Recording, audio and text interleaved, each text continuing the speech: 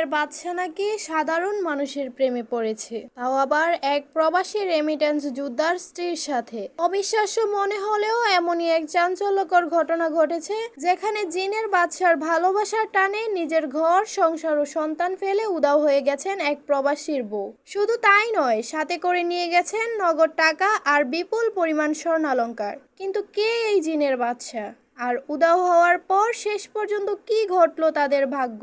যেভাবে শুরু হলো প্রেম ও প্রতারণা। ঘটনা শুরু হয় একটি ভুল নাম্বারের ফোন কল থেকে। বিদেশে থাকা স্বামীর পাঠানো টাকায় সুখের সংসার ছিল ওই নারীর, কিন্তু হুট করেই তার ফোনে আসে এক অজানা ব্যক্তির কল। নিজেকে মক্কা শরীফের বড় জিনের বাদশা দাবি করে সেই প্রতারক নারীটিকে বলতে শুরু করে তার ভবিষ্যতের নানা অলৌকিক কথাবার্তা। সরল বিশ্বাসে সেই ফাঁদে পা দেন প্রবাসীর স্ত্রী। আস্তে আস্তে কথা বলা থেকে শুরু করে তাদের মধ্যে গড়ে ওঠে গভীর পরকীয়ার সম্পর্ক। চীনের বাদশা তাকে নানা গুপ্তধন আর পরিবারের মঙ্গলের লোভ দেখিয়ে কোটিপতি বানানোর স্বপ্ন দেখাতে শুরু করে। পরকীয়ার নেশা আর চীনের বাদশার অলৌকিক ক্ষমতার মোহে অন্ধ হয়ে ওই নারী একদিন রাতে সবার চোখ ফাঁকি দিয়ে বাড়ি থেকে উধাও হয়ে যান। যাওয়ার সময় স্বামীর পাঠানো জমানো নগদ কয়েক লাখ টাকা এবং ঘরের সব স্বর্ণালংকার নিয়ে যান সেই চীনের বাদশার ঠিকানায়।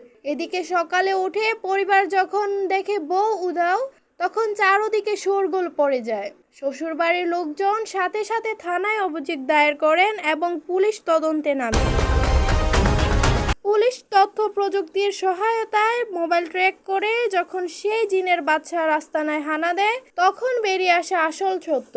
কোনো জিন পরি নয়, বরং জিনের বাদশা সেজে থাকা ব্যক্তিটি ছিল আসলে এক ধুরন্ধর প্রতারক চক্রের মূল হোতা, যে অলৌকিক ক্ষমতার ভয় আর প্রেমের ফাঁদ পেতে নারীদের সর্বস্ব লুটে নেয়। পুলিশ সেই প্রতারককে গ্রেফতার করে এবং প্রবাসী স্ত্রীকে উদ্ধার করে। তবে ততক্ষণে খোয়া যাওয়া টাকার বড় এক অংশই শেষ। লোকলজ্জা আর প্রতারণার শিকার হয়ে ওই প্রবাসী স্ত্রী এখন কান্নায় ভেঙে পড়া ছাড়া আর কোনো উপায় নেই। অন্ধবিশ্বাস আর এই ধরনের পরকীয়ার ফাঁদে পড়ে নিজের সংসার ধ্বংস করা এই নারীর বিষয়ে আপনার মতামত কি?